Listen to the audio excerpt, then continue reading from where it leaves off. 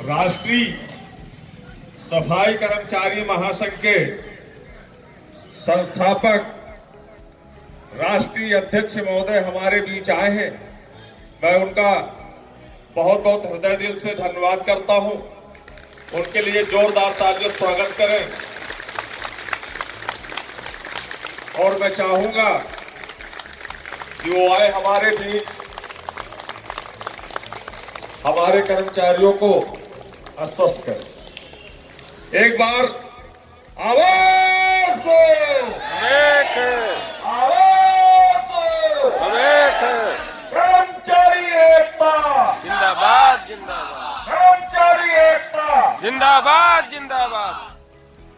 राष्ट्रीय अध्यक्ष महोदय। धन्यवाद संचालक महोदय। साथियों, सबसे पहले मैं समस्त सफाई कर्मचारी भाइयों को और हमारे माताओं बहनों को जो आप 45 दिन से यहाँ धरने बैठे हैं, आपकी हिम्मत को मैं तहे दिल से मैं धन्यवाद करना चाहता हूँ। और अगर हमारे सफाई कर्मचारी भाई 45 दिन से धरने में बैठे हैं, अगर ये लोग इतना ठंड में तकलीफ झेल सकते हैं, तो हम लोग इनका साथ देके इनकी लड़ाई को हम जीत कर इस शासन प्रशासन को हम दिखा सकते हैं कि हमारा सफाई कर्मचारी भाई कमजोर नहीं है। हम आज हमारे पूरे उत्तर प्रदेश में ही नहीं, पूरे भारत में सफाई कर्मचारी पद पे चाहे किसी भी विभाग में हो, उनका शोषण हो रहा है। माननीय मुख्यमंत्री योगी आदित्यनाथ जी, जब आप सुबह ठंडी में अपने घर में रजाई ओढ़ के सोते रहते हैं, तो हर विभाग में हमारे सफाई कर्मचारी भाई सुबह उठ के रोड पर उतर के सफाई करते हैं। तब आप अपनी गाड़ी से निकलकर अपने मुख्यमंत्री कार्यालय पहुंचते हैं।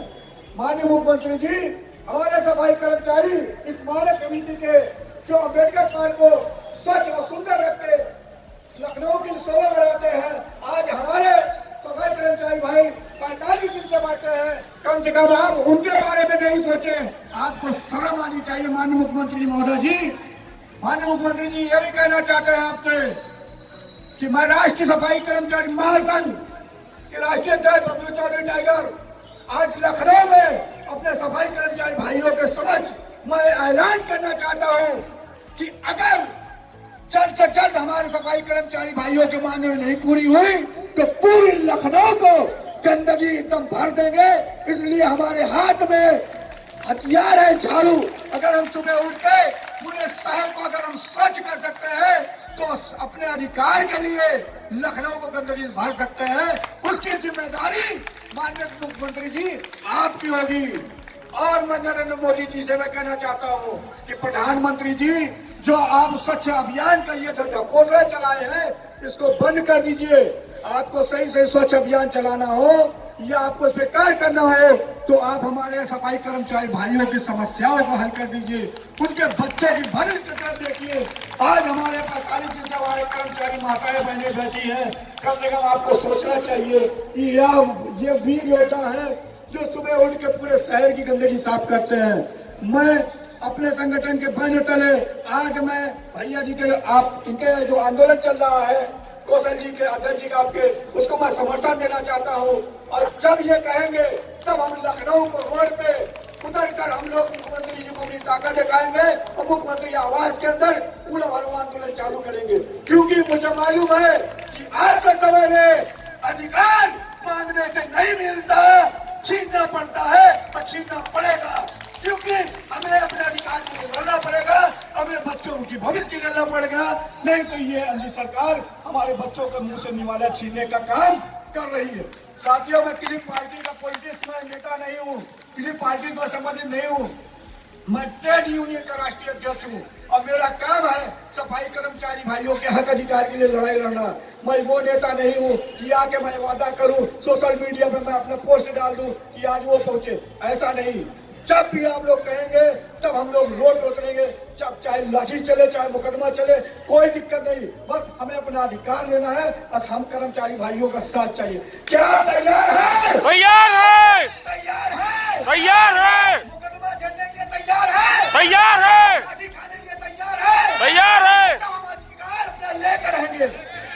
इसी बातों पर अपना बात विराम करते हैं। क्रांतिकारी इंकलाब जिंदाबाद। बहुत बहुत धन्यवाद राष्ट्रीय अध्यक्ष महोदय जी को, जो बबलू चौधरी जी उर्फ टाइगर जी हम लोगों के बीच आकर के समर्थन दिया। समर्थन इस प्रकार से दिया है कि जो सफाई के कर्मचारी हैं प्रदेश में, इनके एक इशारे में प्रदेश में गंदगी फैल जाएगी। यदि समय रहते हुए माननीय मुख्यमंत्री महोदय हमारे आदेशों पर, मांगों पर आदेश निर्गत नहीं करते हैं